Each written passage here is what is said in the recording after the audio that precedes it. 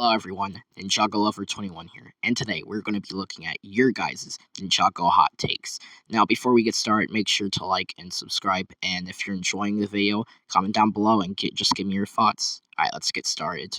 So, starting off with the first hot take, we got Prime Empire was a good season, and then the next one is Skybound is the best season.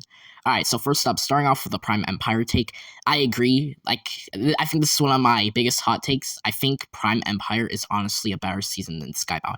And Skybound, I feel like it has a whole lot of issues that prevent it from being the best. It could be potentially the best. I feel like this is the case with most Ninjago seasons, but it has way too much plot holes with like Nauticon. Also, like all the characters besides like Nia and Jay kind of feeling unnecessary because them going back in time, like none of it really happens. Also, like some of the ninja are very out of character in this season, like Kai, who just didn't defend Nia at all, which I think is really dumb. But yeah, this is a great start. So all right, so the next one is that the power scaling is just So, to be honest, like as a Ninjago power scaler, I mean, I won't really call myself a power scaler, but to be honest, I feel like the earlier seasons, I can agree with that. Like they're very inconsistent.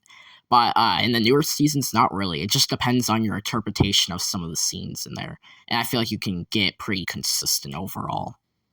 But yeah, that is a pretty interesting take. Let's move on to the next one.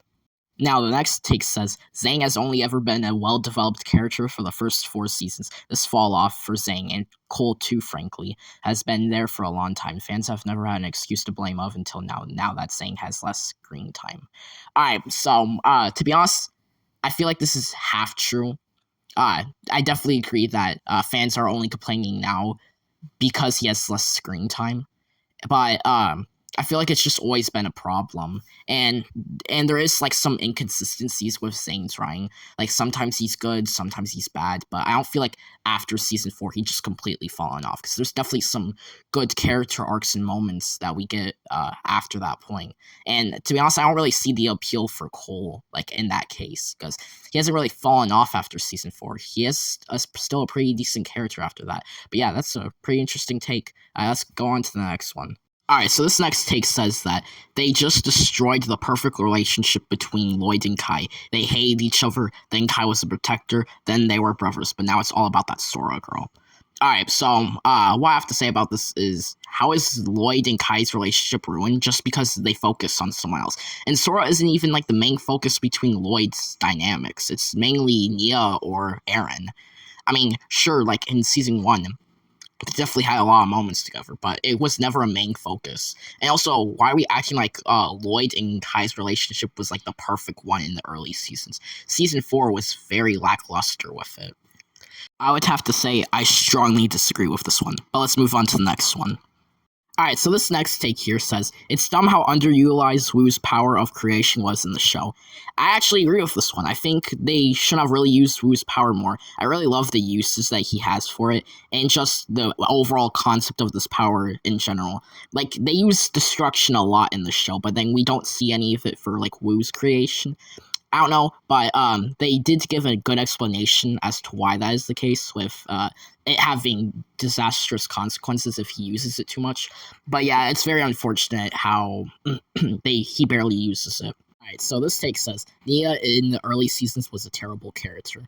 Yo, I kinda agree to an extent. Now, her Samurai X character arc in season 1, I really liked that. But like other than that, like throughout like season 1 through 5, I feel like she was a very mid character, and like she didn't really provide much to the story besides giving information about what they're gonna do, and like their part of the dynamics with the ninja.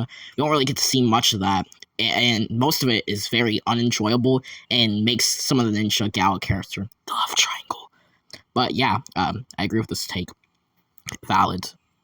Alright, so this is the final take for the video, and this is kind of a long one, so I'm going to try to summarize it.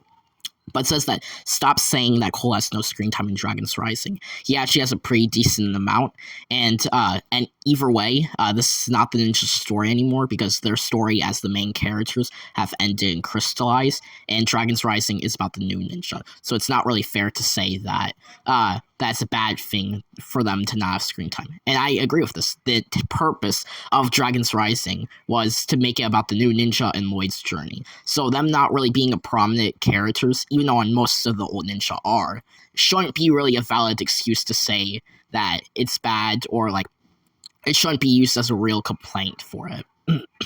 Now, I know that's not exactly what she said, but I think that's how the person interpreted it. But yeah, guys, that's the end of this video. I hope you enjoy. And these takes came out like 6 months ago, so like I'm sorry.